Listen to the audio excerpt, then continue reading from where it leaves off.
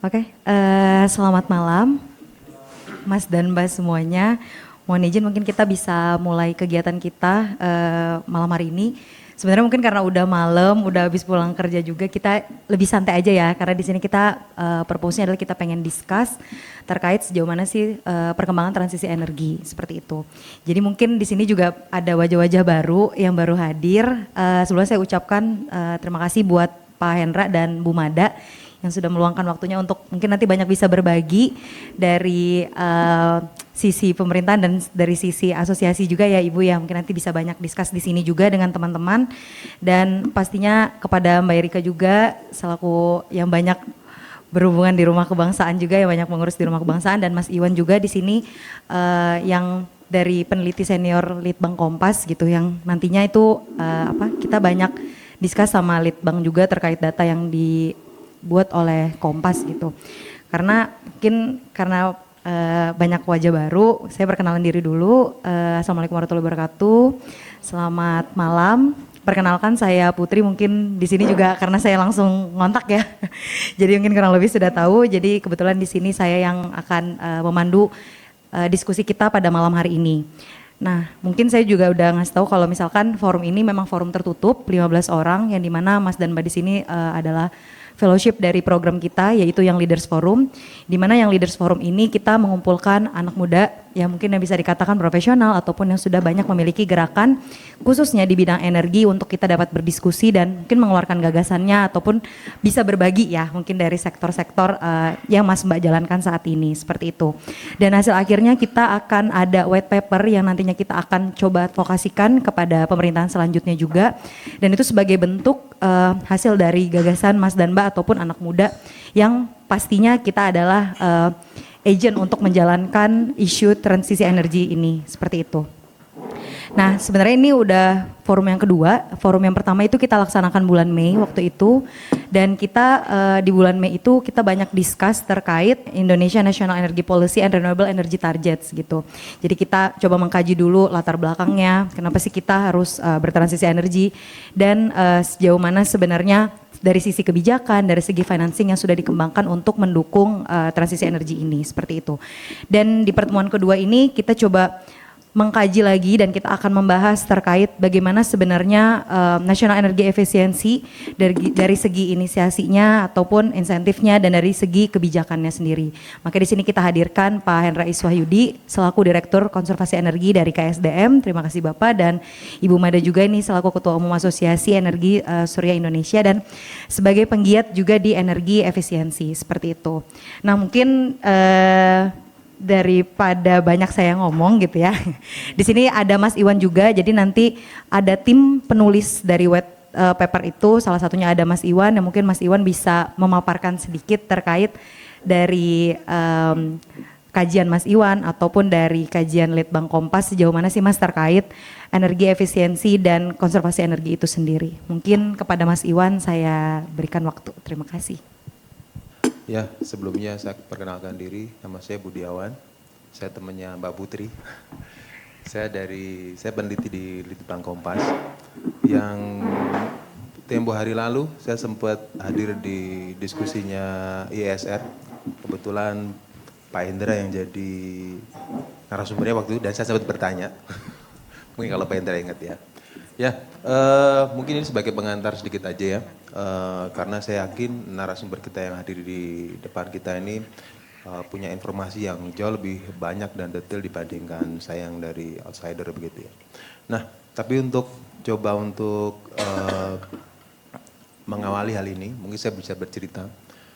Hari Kamis lalu ya, seminggu yang lalu, kami ada diskusi dengan Bappenas, dengan Pak Menteri.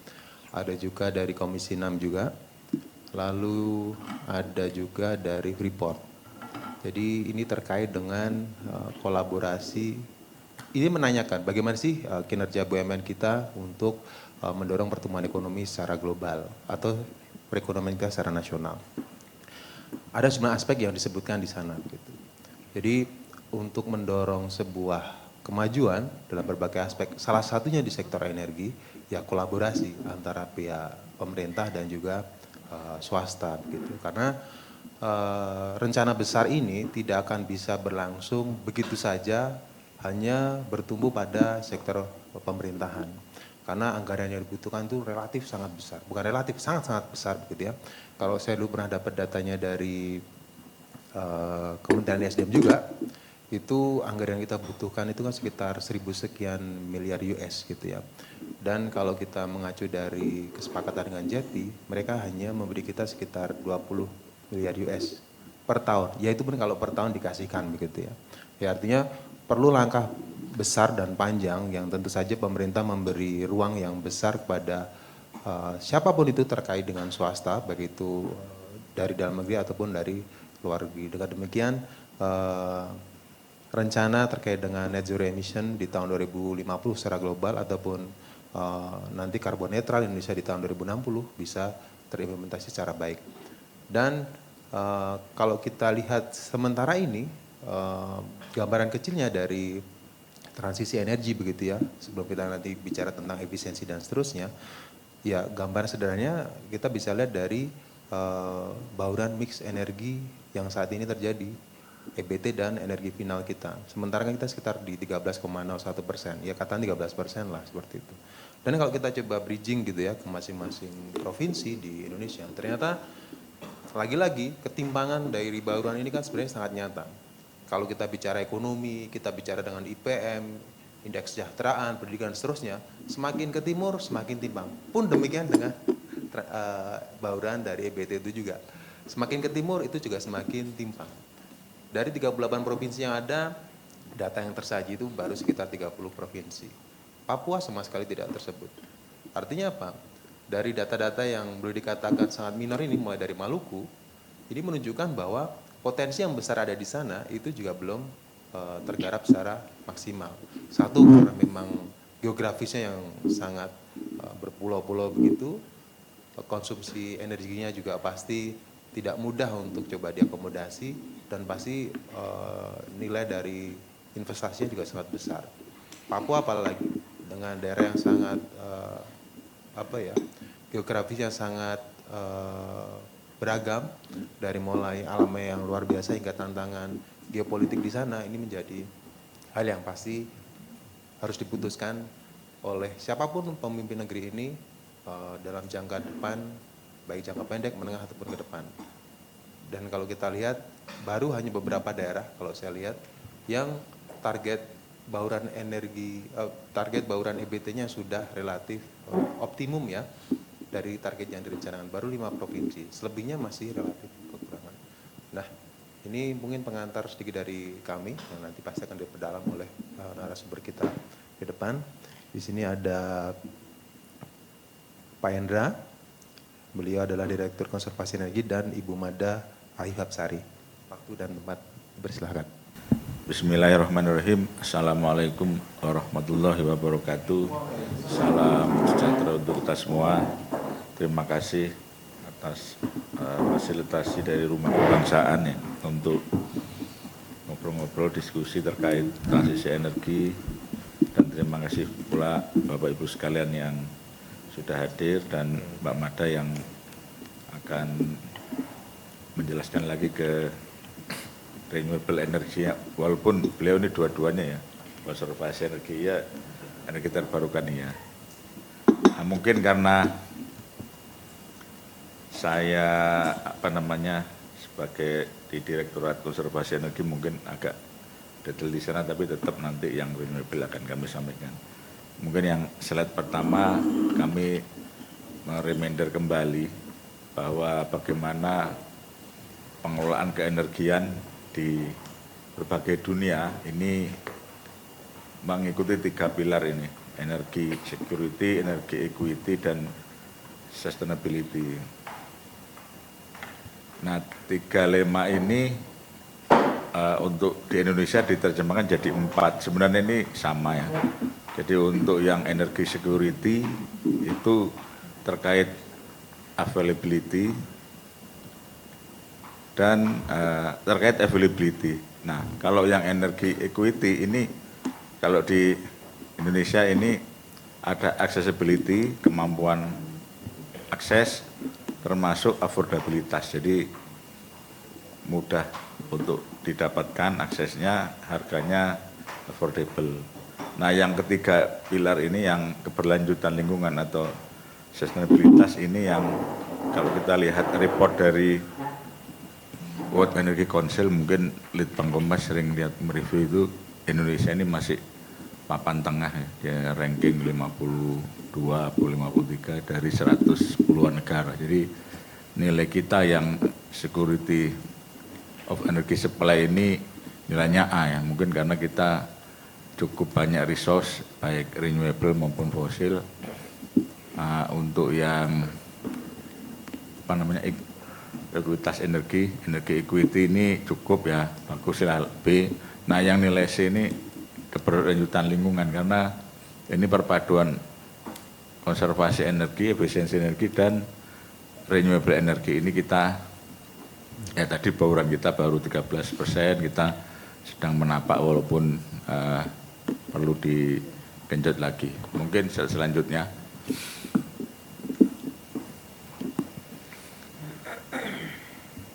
Saya langsung aja ke dua pilar utama ini, efisiensi energi dan renewable energi ini menjadi pilar utama untuk menuju target enhanced NDC di 2030. Ini kalau kita lihat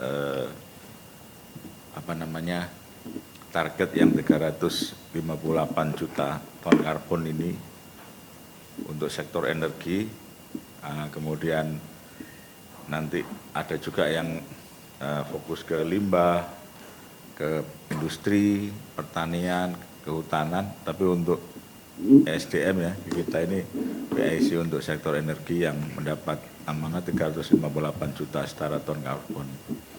Nah, kalau kita lihat breakdown-nya yang efisiensi energi ini kalau dilihat 132,25 juta ton ini sekitar 37%. Cukup lumayan, cukup dominan. Di antaranya untuk aksi mitigasi manajemen energi, efisiensi di peralatan listrik rumah tangga, kendaraan listrik, kemudian peningkatan efisiensi di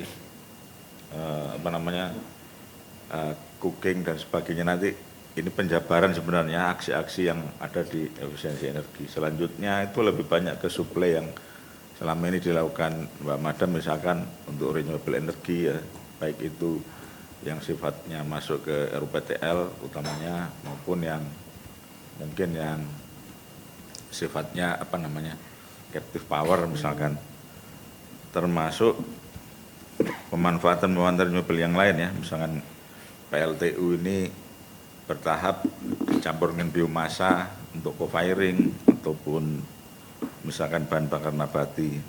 Nah, kemudian lanjut lagi untuk yang rendah karbon ini, pembangkit rendah karbon ini, walaupun PLTU mungkin clean coal teknologi ya yang ultra super critical, termasuk pembangkit gas yang sifatnya combined cycle, karena ini selain gas relatif emisinya lebih rendah, tapi dia memanfaatkan combined cycle untuk gas buang dimanfaatkan lagi sehingga ini efisien. Termasuk fuel switching BBM di transportasi maupun konversi ke minyak tanah ke LPG, angkutan kota yang memanfaatkan bahan bakar gas, jaringan gas kota ini kesemuanya kita inventarisasi target-targetnya untuk kita bandingkan dengan capaian. Nah, di 2023 ini kita terus terang cukup bagus ya, di atas target.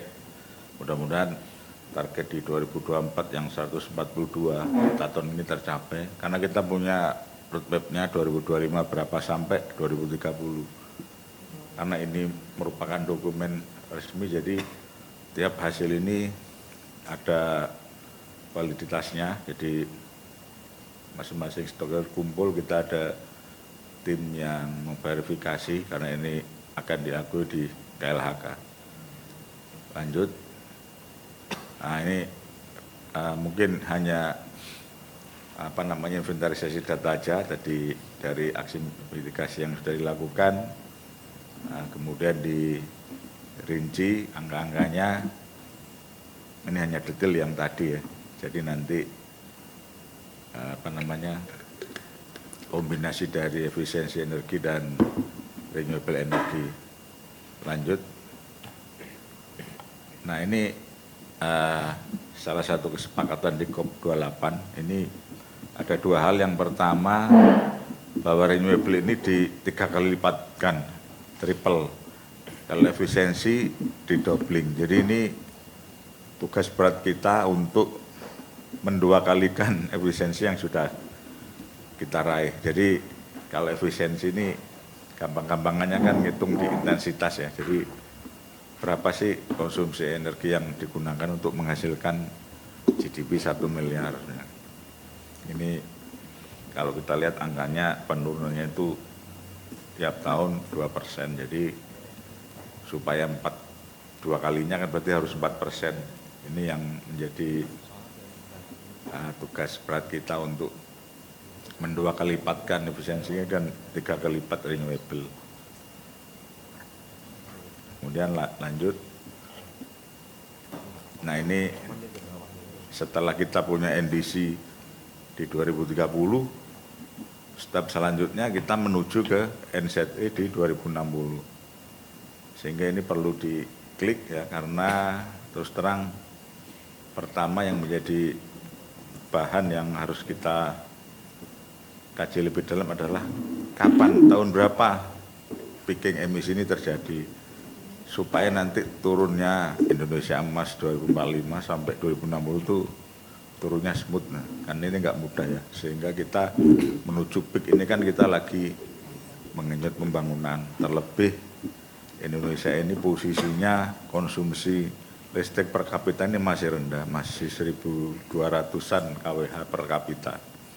Sementara negara-negara maju mungkin skalanya udah 5.000, 6.000-an, bahkan ada yang 10.000 kWh per kapita. Berarti kan tadi disebutkan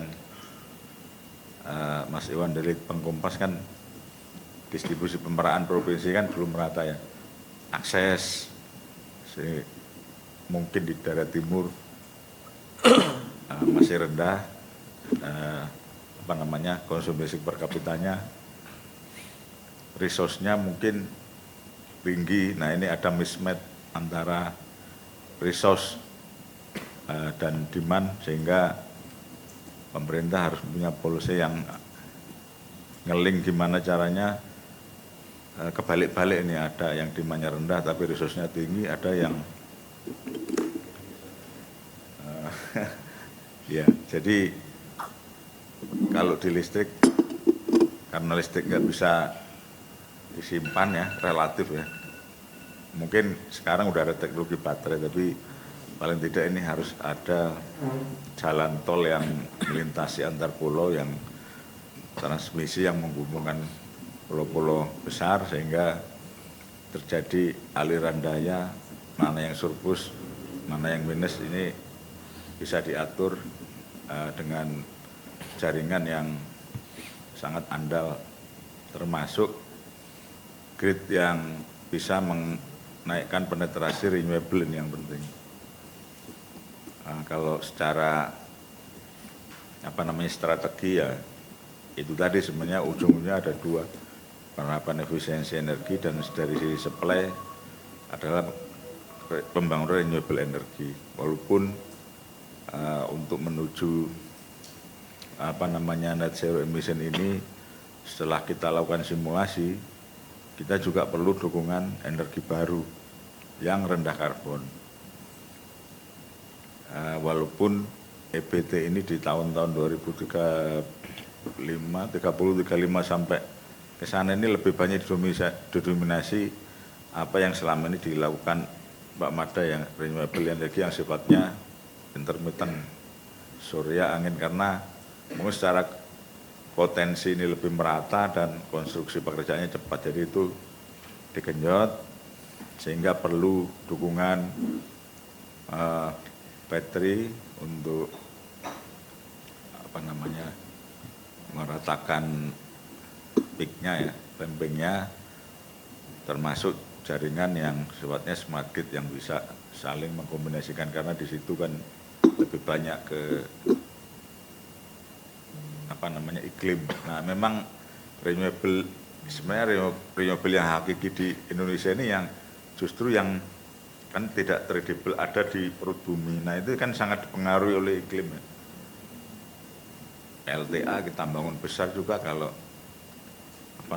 transisi nggak jalan terus menyebabkan perubahan cuaca yang nggak jelas, El Nino segala macam. Kemarin di sistem Sulawesi Selatan drop karena airnya juga dropnya terlalu tinggi.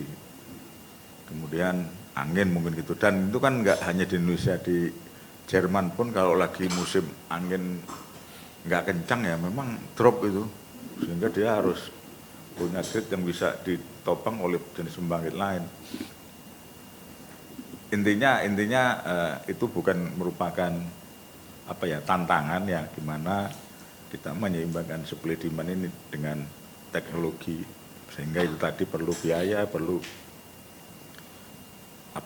dukungan dari negara lain, sehingga kita tetap dengan berbagai program, ZP, ada ITM, kemudian ASEC, Bang, ini sama-sama list apa yang di renewable energy masuk RUPT ini sama-sama mendapat dukungan penuh ya, termasuk ganjalan TKDN misalkan udah ada solusi selama itu hibah pinjaman hibah luar negeri, di mana lendernya itu menguasai lebih dari 50%-nya ada pengecualian TKDN. Kemudian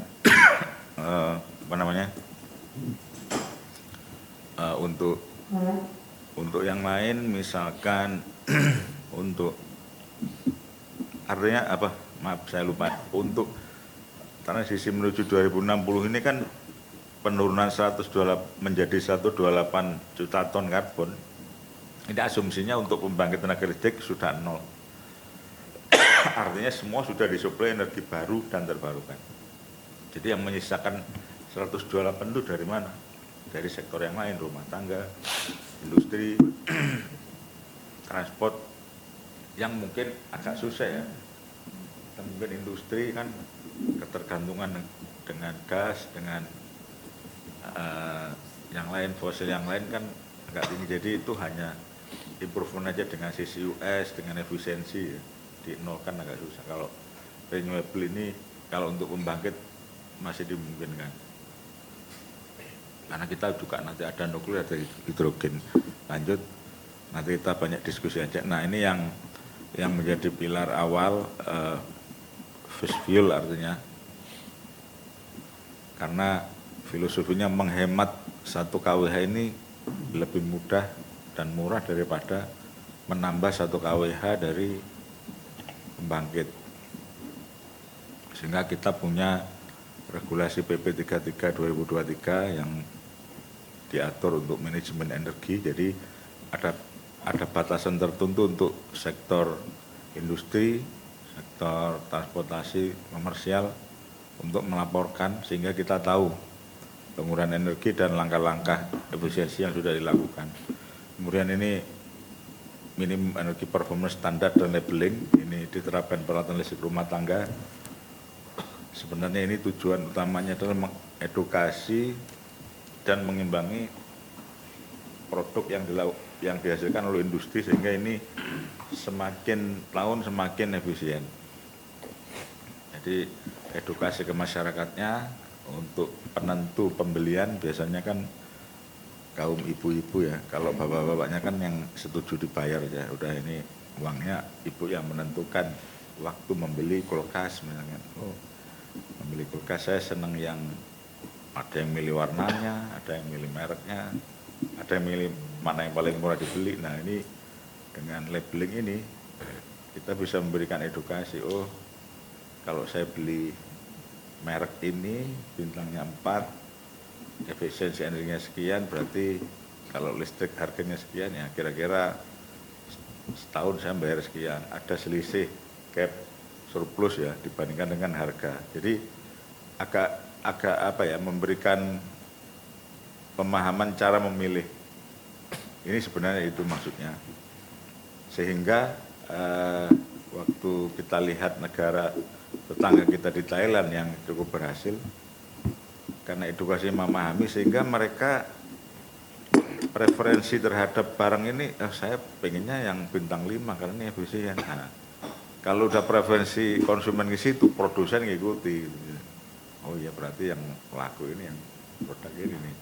Nah ini yang jangan sampai kebalik-balik. Jadi karena kita edukasinya kurang sehingga mana yang paling murah aja yang dibeli, akhirnya semua orang milih yang bintang 2 misalnya. Yang bintang 5 jarang, akhirnya ini mengganggu preferensi industri. Oh, berarti saya mendingan jualan yang ini yang laris ini. Jadi kayak jualan kue aja, kue kan ngikuti selera konsumen ya. Kemudian ini pembiayaan, ini sangat penting, termasuk di sini kaitannya dengan ESCO karena kita akan mendorong berjalannya unit energy service company yang benar-benar bisa membuat terutama industri, bangunan gedung bisa menerapkan efisiensi dengan dukungan pendanaan. Ini yang penting, selain adanya capacity building, riset, inovasi, dan kerjasama. Lanjut. Nah ini angka-angka yang ada di PP33, jadi mengapa demikian? Karena kita melihat setelah dikaji dengan tim teknis, oh ternyata penyedia energi ini misalkan PLN atau Pertamina yang menyediakan energinya lebih dari 6.000 setara ton minyak melaporkan. Nah ini sudah ada di tahun 2023 sudah ada 331 yang melaporkan. Kita tahu berapa penggunaan gas, berapa penggunaan BBM, berapa renewable, termasuk aksi efisiensi yang dilakukan. Nah kalau kita lihat simulasinya menuju di 2030 tadi ini angka-angkanya. Penghematan di setara ton minyak dan biaya secara rupiah. Lanjut. Nah ini di akhir ini mungkin nanti karena saya dipeseni panitia Pak, jangan lama-lama, nanti lebih lama diskusinya aja. Nanti kalau ada hal yang belum saya sampaikan nanti bisa ditanya jawab. Misalkan adanya nilai ekonomi karbon, gimana kita menyiapkan skema offset untuk sertifikat pengurangan emisi nanti kami sampaikan. Jadi ini yang terakhir gimana kolaborasi. Jadi ini kan kolaborasi ini ada government, kemudian ada kalangan BUMN swasta, media, masyarakat, NGO, akademisi. Konteks pentahelix ini perlu gimana saling mendukung sehingga efisiensi energi dan renewable ini berjalan sesuai koridor yang sudah diamanatkan dalam regulasi yang ada ya. Yang saat ini mungkin kita sedang mereview kebijakan energi nasional. Tentu saja langkah-langkah kita kan perlu direview. Baik itu ada beberapa perubahan atau hal-hal yang sifatnya dinamis. Mungkin itu dari saya, nanti kita lanjutkan diskusi saja. Kami akhiri, wabillahi taufiq wal hidayah, wassalamualaikum warahmatullahi wabarakatuh. Nah mengenai energi efisiensi tadi mungkin Pak Hendra udah banyak menyampaikan gitu ya, jadi mungkin ada beberapa slide saya yang mungkin nanti akan replicate slide-nya Pak Hendra gitu ya. Nanti tapi mungkin penjelasannya lebih ke arah ke financing. Mungkin selanjutnya Mbak. Nah tadi kalau disampaikan transisi energi gitu ya, karena kita menuju ke net zero emission di 2060. Sebetulnya pilar apa aja gitu ya yang paling penting untuk menuju ke arah sana. Jadi kalau dilihat sebetulnya energi efisiensi merupakan salah satu pilar penting yang harus dilakukan dalam proses net zero emission ini atau di transisi energi ini. Tadi di slide Pak Hendra sempat menyebutkan bahwa energi efisiensi ini adalah first fuel gitu loh. Makanya kenapa buat saya pribadi gitu ya, energi efisiensi ini salah satu passion saya gitu, karena ini akan berhubungan nanti dengan renewable energy dan saling melengkapi. Nah di energy efficiency sendiri tadi Mbak Putri sempat menyampaikan ada energy conservation yang mana orang sering ketukar nih. Bedanya apa sih energy conservation sama energy efficiency seperti itu ya. Nah sebenarnya kalau di energy conservation itu lebih kepada habit. Jadi gimana orang merubah habitnya gitu ya dari yang biasanya boros menggunakan energi menjadi lebih hemat.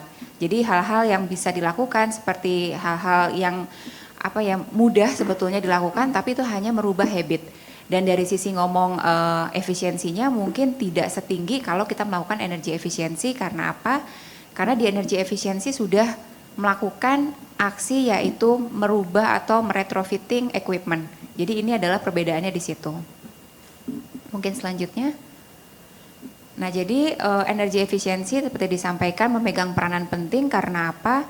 Karena di energi efisiensi kita bisa melakukan upgrading teknologi gitu ya dari sisi building equipment. Kemudian ada industrial process. Tadi kan sempat disampaikan sama Pak Hendra. Gimana orang tahu gitu ya bahwa equipment mana yang harusnya dipilih. Nah dengan adanya edukasi yang terus-menerus gitu ya kepada masyarakat bahwa dengan proses labeling tadi itu sebenarnya mendidik masyarakat yang tadi benar Pak, perempuan sebenarnya adalah agent of change dari transisi energi. Karena apa? Karena kita sebagai perempuan nih ibu-ibu, saya sendiri ibu-ibu gitu ya, ini suami saya kadang-kadang bilang ya udah terserah kamu mau pilih apalah gitu ya. Nah tapi karena berhubung saya sebagai salah satu ini ya penggiat energi efisiensi, jadi walaupun AC-nya harganya mahal ya terpaksa dibeli gitu karena bintangnya 5 gitu ya. Nah jadi ini juga penting buat bapak. Iya betul, bapak-bapak di sini gitu ya, tolong istri-istrinya disampaikan harus cari yang bintang 5 seperti itu. Nah dengan demikian kita sebenarnya bisa mendorong proses industrial untuk berkembang ke arah lebih teknologi yang tepat guna untuk energi efisiensi. Kemudian pastinya tadi ada energy security, ada pengurangan dari penggunaan konsumsi energi dan lain sebagainya ya. Selanjutnya. Nah ini tadi yang PP33 yang tadi Pak Hendra sudah sampaikan, jadi betul sekali ya sebenarnya poin-poin penting adalah bagaimana satu building atau satu kegiatan operasional itu memiliki energy manager karena saya sendiri sebagai pelaku di industri energi efisiensi kita kadang-kadang datang ke gedung yang belum memiliki energy manager. Building manager sudah pasti ada tapi belum tentu memiliki energy manager. Nah, kenapa penting punya energy manager? Itu sebenarnya lebih memastikan bahwa ada orang yang certified di gedung tersebut untuk mengelola berapa sih konsumsi energinya. Apakah sudah melewati batas tadi ya ton oil per equivalent itu ya Pak ya, atau di bawah itu. Jadi ini sebetulnya yang kenapa energy manager menjadi salah satu hal yang penting dalam proses transisi energi ini. Kemudian memastikan bahwa adanya regular energy audit. Ini juga yang mungkin sangat jarang dilakukan oleh gedung-gedung gitu karena ini ada cost-nya. Biasanya tuh kan orang kalau misalnya ini udah ada pengeluaran dan lain sebagainya, entah kenapa pengalaman saya pribadi ya ini ya, setiap kali datang ke gedung-gedung gitu kalau misalnya mereka udah diminta untuk energy audit, mereka reluctant. Karena itu sering kali menunjukkan KPI mereka tidak perform. Saya ini ada contoh gitu ya, kita udah audit beberapa calon klien gitu ya, di mana pemasangan pipa panas pipa dingin untuk HVAC ketukar Pak. Jadi itu dari cuman ngerubah masang posisi pipanya itu aja, itu udah bisa saving setiap bulannya sekitar 200 juta. Dan ini sudah terjadi bertahun-tahun. Makanya bisa dibayangkan gitu ya bahwa perlunya punya tenaga instalasi yang handal itu adalah termasuk salah satunya di sini seperti itu. Nah kemudian gedung itu atau misalnya operasional gedung itu harus memiliki energi efisiensi program. Mungkin kita bisa buat per 5 tahun, jadi ada milestone-nya gitu ya bahwa untuk mencapai penurunan konsumsi energi itu dilakukan hingga di tahun berapa. Nah ini sebenarnya untuk nanti memastikan bahwa apa saja equipment atau kegiatan apa saja harus dilakukan dalam rangka penurunan konsumsi energi di gedung atau di fasilitas tersebut.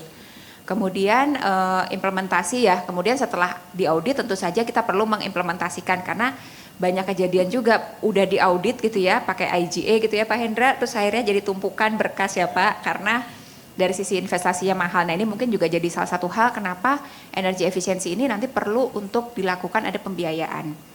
Kemudian yang terakhir adalah report implementation dari energy management, karena setelah diimplementasi dan lain sebagainya betul nggak ininya turun gitu ya, jadi ada MRV biasanya. Selanjutnya. Nah ini adalah challenges yang paling sering kita temui gitu ya.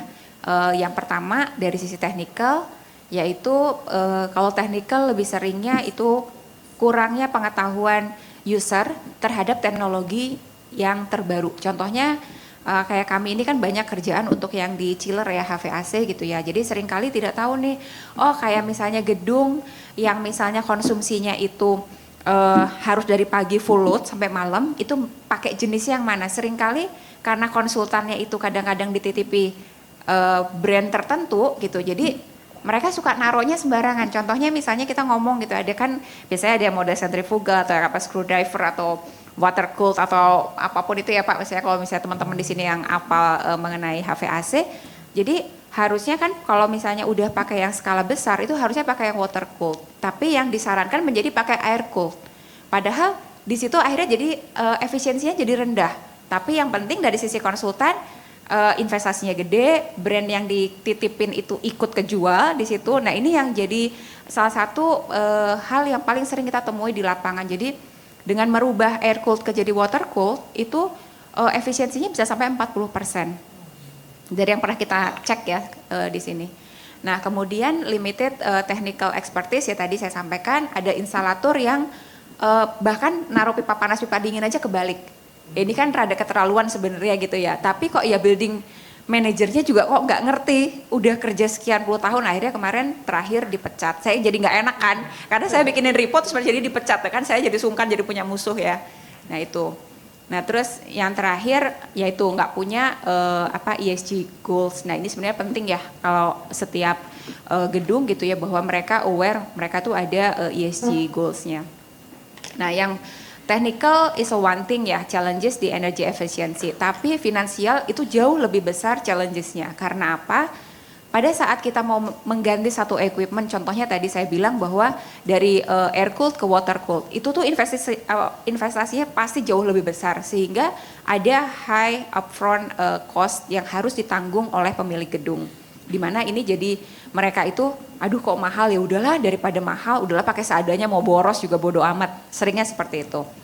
Kemudian financial institution belum mengklasifikasikan energi efisiensi ini sebagai bisnis yang menarik. Jadi kalau misalnya kita setiap kali ngomong sama financial institution gitu ya, mereka bilang, aku lebih senang renewable aja deh, lebih gede size-nya gitu, karena sekali project renewable itu mungkin ratusan, misalnya mungkin bisa 10 juta dolar, 20 juta dolar, bahkan ratusan. Mungkin di sini nanti ada Mas Philip tuh yang baru kemarin dapat pendanaan 1,5 triliun ya untuk solar panel. Jadi ini luar biasa kan, makanya itu. Jadi pasti financial institution bakal happy banget gitu kan ya. Nah kemudian selanjutnya, nah bagaimana cara kita memitigasi financial risk dan mengencourage atau mendorong gitu ya investasi supaya tumbuh. Jadi kami saat ini kebetulan saya di perusahaan saya untuk yang di energy efficiency ini, kita mendapatkan grant dari pemerintah Inggris bekerja sama dengan SDM melalui program UCAPEC Mentari ya Pak Hendra.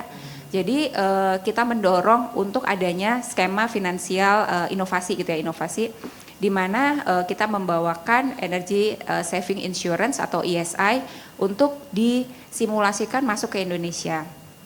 Kenapa kita perlu melakukan skema inovasi yang financing ini? Karena tanpa adanya inovasi baru dari sisi pembiayaan atau kita membuat satu breakthrough, ini energy efficiency nggak pernah mau ada yang ngelirik nih, karena sifatnya pasti telur sama ayam.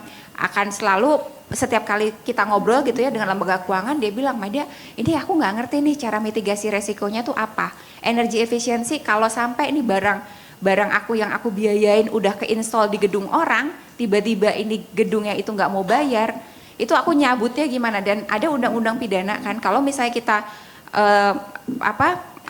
memasuki kawasan properti orang gitu ya, padahal itu barang kita bisa kena pidana. Jadi kadang-kadang itu juga membuat lembaga keuangan sulit untuk memitigasi resiko yang akan mereka hadapi di kemudian hari. Nah, dengan adanya ESI diharapkan insurance ini akan mengcover kalau misalnya ada gagal pembayaran, ada gagal performance dari equipment itu sendiri. Nah, dengan begitu memberikan level kenyamanan lah ya bagi pemberi atau di sini dari sisi financial institution untuk memberikan dananya mereka ke proyek-proyek energi efisiensi. Selanjutnya. Nah, tapi kembali lagi nih, untuk membuat orang confidence itu kan harus ada ekosistem yang terbentuk. Dari selama ini yang kita sudah jalani gitu ya, ekosistem di energi efisiensi belum sepenuhnya terbentuk. Memang masih jauh sekali kalau kita ngomong dengan renewable energy di mana karena tadi ya mungkin proyeknya jauh lebih seksi ya karena sizingnya lebih besar, ekosistemnya jauh lebih kuat. Nah, di energi efisiensi ini kurang.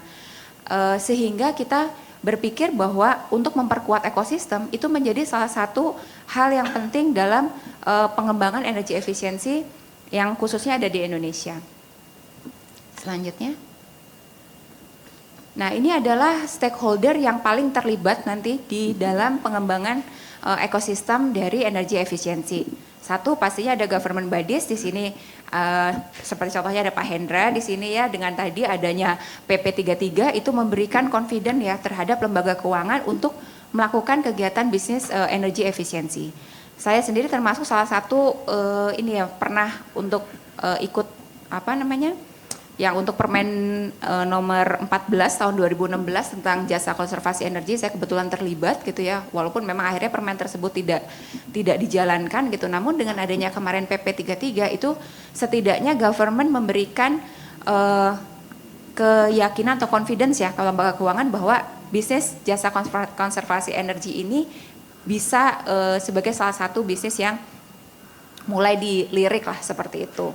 Nah, kemudian yang kedua tadi financial institution pastinya, kemudian dari sisi private sector adalah ESCO, MRV company, karena kita biasanya setelah melakukan energi efisiensi kita harus menghitung atau memverifikasi berapa sih kok betul nggak ya implementasinya ini memang mengurangi energi konsumsi yang sudah ada. Kemudian education institution, dari sini akademisi. Ya, ini sebenarnya lebih kepada tadi ya Pak, pentahelix dari ekosistemnya, terus kemudian international organization, kayak tadi kami mendapatkan grant dari negara-negara donor, dan kemudian ada civil society di sini dalam bentuk komunitas gitu ya, di mana di kita ada satu platform yang nanti mungkin saya sampaikan namanya Setrum. Selanjutnya. Nah, ini saya menyampaikan termasuk Setrum, ini platform yang mungkin tadi sempat Pak Hendra sampaikan mengenai pentahelix kerjasama ini ya. Jadi ada akademisi, ada government di situ, kemudian ada society dan lain sebagainya. Kebetulan hari ini saya ajak nih ketua Setrumnya, mungkin Denny bisa say hello. Nah, ini adalah ketua perkumpulan Setrumnya. Jadi Setrum ini singkatan dari Society of Energy Efficiency Trust Movement. Kita membuat platform ini untuk apa? Memudahkan ekosistem kalau mau mencari kemana sih saya mau mencari ekosistem pendukung dari energi efisiensi ini. Selanjutnya, saat ini kami sudah memiliki lebih dari 1.200 member Pak, yang kebetulan lucunya ya ini energi efisiensi ini lebih banyak perempuannya daripada laki-lakinya. Itu buat saya sangat menggembirakan karena saya sendiri perempuan ya. Jadi penggemarnya itu lebih banyak perempuan yang join daripada laki-laki. Selanjutnya. Nah, ini adalah multi stakeholder yang tadi saya sampaikan. Kenapa kita membuat website ini untuk sebagai hub platform, karena kita di situ meletakkan ada knowledge hub gitu ya. Terus kemudian ada project-project energi efisiensi yang mungkin akan dibuka oleh beberapa misalnya pemilik gedung, sehingga bisa menggunakan sebenarnya platform ini untuk memberitahu kita lagi ada tender loh di sini pekerjaan di gedungnya mereka itu. Jadi nanti teman-teman yang punya kegiatan yang berhubungan dengan ESCO mungkin bisa langsung apply. Kemudian kita juga ada event and news ini untuk memberi informasi tentang teknologi terbaru dan lain sebagainya. Kemudian kita juga ada training dan sertifikasi dalam platform Setrum ini, dan kemudian juga solusi. Selanjutnya. Nah, ini adalah event-event yang sempat kita jalankan. Jadi kita memang melakukan pengenalan tentang energi efisiensi dan lain sebagainya untuk fresh graduate Pak. Jadi kebetulan ini teman-teman dari fresh graduate dari Sabang sampai Merauke ini tergabung di sini, memang terwakili. Ada yang dari Kalimantan, dari Sulawesi, yang Papua aja ini yang nggak ada. Nah mereka mendapat kayak one day workshop kemarin kayak bootcamp gitu Pak sama kami untuk kita menumbuhkan awareness bahwa energi efisiensi ini merupakan salah satu green job yang perlu dilirik oleh mereka. Selanjutnya. Nah kita juga melakukan training dan sertifikasi, kebetulan kita kemarin sudah berhasil melakukan 30 orang training Pak untuk di building gitu ya, untuk pelatihan energi bangunan gedung, thermal dan electrical, dan kemudian kita juga mensertifikasi 12 orang. Selanjutnya, nah ini adalah knowledge hub, di sini nanti terlihat artikel-artikel yang mendukung tentang energi efisiensi. Selanjutnya.